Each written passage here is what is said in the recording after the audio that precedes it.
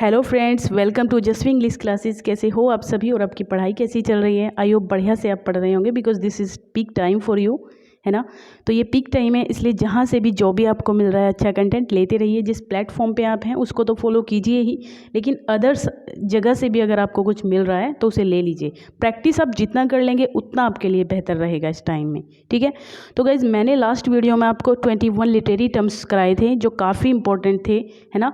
तो वो डिटेल्ड में मैंने आपको समझाए थे, है ना। अगर आपने नहीं देखी है वीडियो तो प्लीज़ चैनल पे जाइए, प्लेलिस्ट में आपको वीडियो मिल जाएगी, ठीक है। तो यहाँ पर हम उन्हीं में से 15 क्वेश्चन डिस्कस करने वाले हैं, है ना। तो चलिए करते हैं, है ना। जीत के लिए रहो तैयार मेरे साथ, है ना। चलिए, सबसे पहला हमारा जो क्वेश्चन है, a repetition of sentence using the same structure.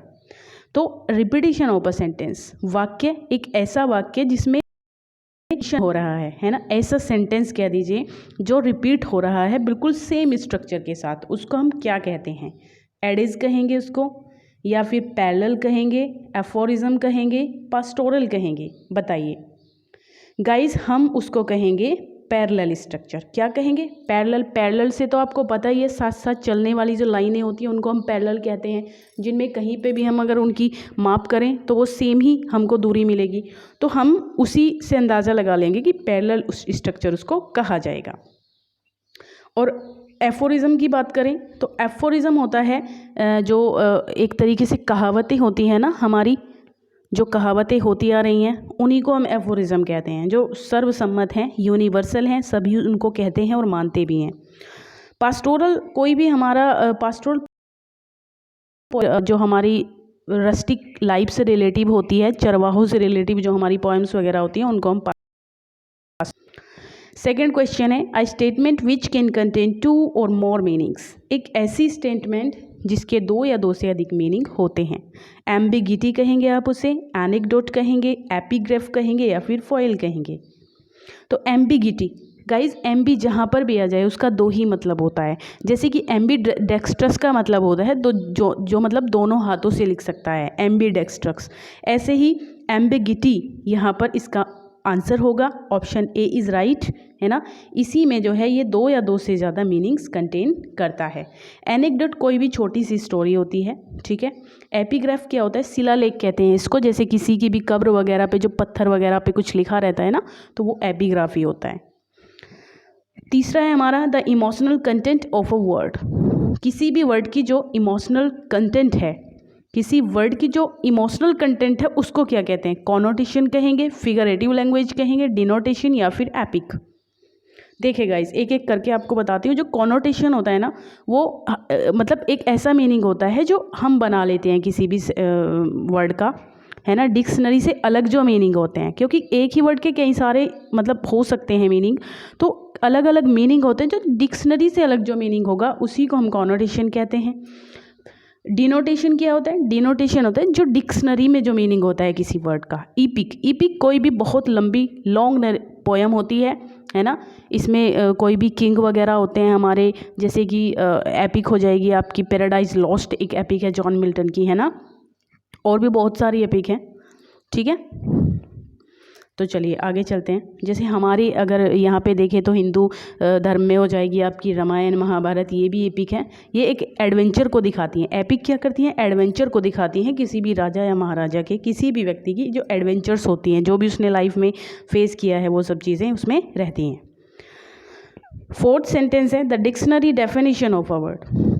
Connotation है, सॉरी गाइज, मैंने आपको इसका आंसर नहीं बताया है, तो इसका आंसर हो जाएगा फिगरेटिव लैंग्वेज कहेंगे हम उसको। किसी भी वर्ड का जो कंटेंट, इमोशनल जो कंटेंट होता है उसको हम फिगरेटिव कहते हैं। The dictionary definition of a word. Dictionary में किसी भी वर्ड की जो डेफिनेशन होती है उसको क्या कहते हैं? कॉनोटेशन, फिगर ऑफ स्पीच, डेनोटेशन, या फिर एपिथेट? बताइए guys. Connotation, figure of speech, denotation. तो देखिए पहले आपका आंसर बता देती हूँ, सी इसमें आपका आंसर होगा। जो डिक्शनरी में डी फॉर डिक्शनरी और डी फिर डिनोटेशन, इससे आपको याद रखना है। तो डिनोटेशन हो जाएगा, सी इज़ राइट आंसर। कॉनोटेशन वही मैंने आपको बताया है, जो डिक्शनरी से अलग जो डेफिनेशन होती है। फिगर ऑफ स्पीच अलग चीज़ें हैं, है ना, ये हमारी लिटरेरी टर्म्स में आते हैं। तो डिनोटेशन डिक्शनरी वाला हो जाएगा, ठीक है। चलिए आगे चलते हैं। अ माइल्ड वर्ड और phrase which substitute for another which would be undesirable because it's too direct, unpleasant और ऑफेंस। देखिए कोई भी ऐसा वर्ड, मतलब जिसकी जगह पे हम कोई ऐसा वर्ड बोलें, मतलब कोई ऐसा वर्ड है जो बोलने में भी अच्छा नहीं लग रहा है ना, डायरेक्ट है बिल्कुल, अनप्लीजेंट है बिल्कुल, वो अच्छा नहीं लग रहा है बोलने में, खुश करने वाला नहीं है, ऑफेंसिव है ना, ऑफेंस नहीं है, ये ऑफेंसिव है, ठीक है। तो उसको क्या कहते हैं, उसकी जगह पे अगर हम अदर कोई वर्ड यूज़ करते हैं तो उस वर्ड को हम क्या कहते हैं? Euphemism, genre, point of view, picaresque novel, बताइए। तो गाइज देखिए उसको हम यूफेमिज्म कहते हैं। यूफेमिज्म मैंने पढ़ाया है आपको बहुत अच्छे से, लास्ट लीजिएगा। यूफेमिज्म में कोई भी, जैसे कोई किसी की डेथ हो जाती है तो उसको हम क्या कहते हैं? पास्ड अवे, है ना, गुजर गया है, तो उसको हम ये कह देंगे। तो इस टाइप से ही होता है।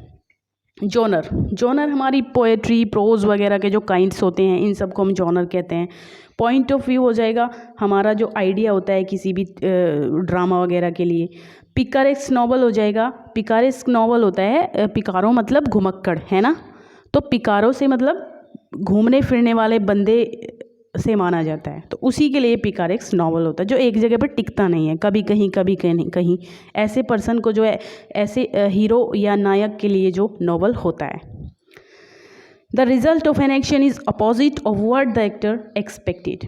द रिजल्ट, कोई भी रिजल्ट, परिणाम, ऑफ एन एक्शन, किसी भी कार्य का परिणाम जो अपोजिट होता है, और हमने जो मतलब माना है कि किसी का भी रिजल्ट हम जो मान रहे हैं कि ऐसा होगा इसका रिजल्ट, वो अगर उससे अपोजिट हो जाए, ठीक है, समझ गए ना आप। The result of an action, किसी भी एक्शन का रिजल्ट जो अपोजिट हो हमारी एक्सपेक्टेशंस के, तो उसको हम क्या कहते हैं? अंडरस्टेटमेंट कहते हैं, सिचुएशनल आयरनी कहते हैं, पोस्ट मॉडर्निज्म कहते हैं, या फिर ऑक्सीमोरन कहते हैं, बताइए। देखिए इसमें आपका आंसर होगा बी, सिचुएशनल आयरनी।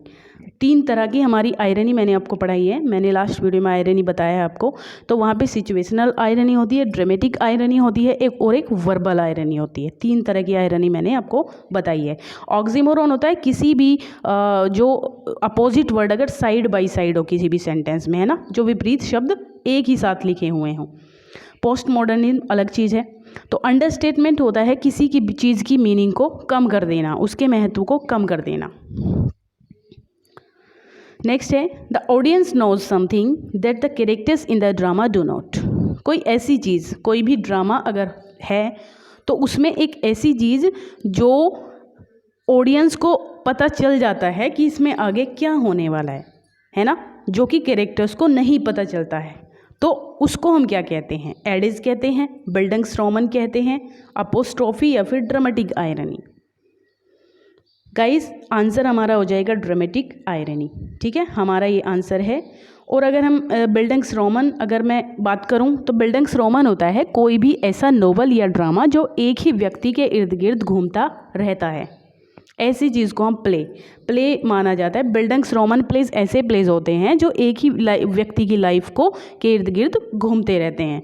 एपोस्ट्रोफी किसी को भी संबोधन होता है, ये एक फिगर ऑफ स्पीच है जो मैंने आपको शायद अभी नहीं बताई है, लेकिन बहुत ईजी है। अगर किसी भी ऐसी चीज़ को संबोधित किया जाता है, जैसे डेथ को संबोधित किया जा रहा है, किसी भी राजा को संबोधित किया जा रहा है ना, ओ किंग, इस टाइप से, इसमें अपोस्ट्रोफी साइन रहता है हमेशा, ये वाला। और ड्रामेटिक आयरनी यहाँ पे हमारा हो जाएगा। सिचुएशनल में आपने क्या देखा था, लास्ट क्वेश्चन आया था, वो सिचुएशनल था, और ये ड्रामेटिक आयरनी है, ठीक है।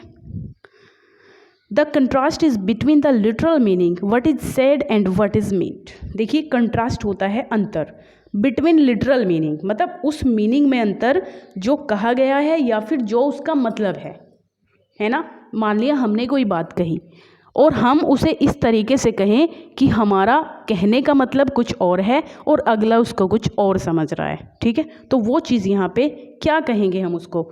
वर्बल आयरनी कहते हैं, पैराडॉक्स कहते हैं, ऑक्सीमोरन कहते हैं, या फिर जक्सटापोजिशन। तो इसमें गाइज आपका वर्बल आयरनी आंसर हो जाएगा, ठीक है। तीनों आयरनी आपकी आ गई हैं।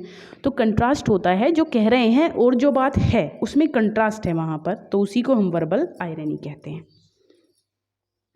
आगे चलें।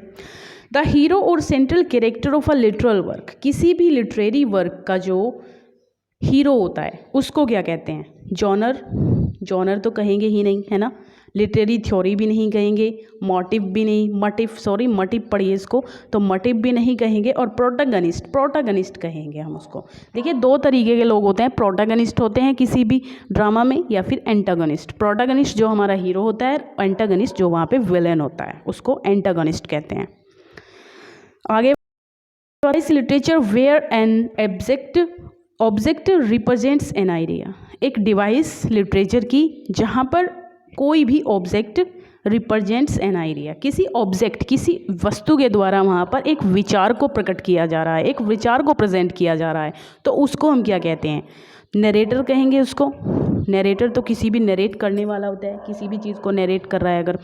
पैरोडी कहेंगे, सिम्बोलिज्म या फिर थीम, बताइए गाइस। सिम्बलिज्म में आंसर। देखिए होता क्या है गाइस, आप किसी भी चीज़ को पढ़ रहे हैं, मान लिया आप कोई पॉलिटिकल पार्टी है, उसका भी सिंबल होता है, तो वो उसका कुछ ना कुछ आइडिया होता है, कुछ ना कुछ उसका मीनिंग होता है, वही सोच करके हम लोग सिंबल रखते हैं। कोई मूवमेंट होता है, उसका भी सिंबल, इसीलिए इसको क्या कहा गया है? सिंबल कहा गया है।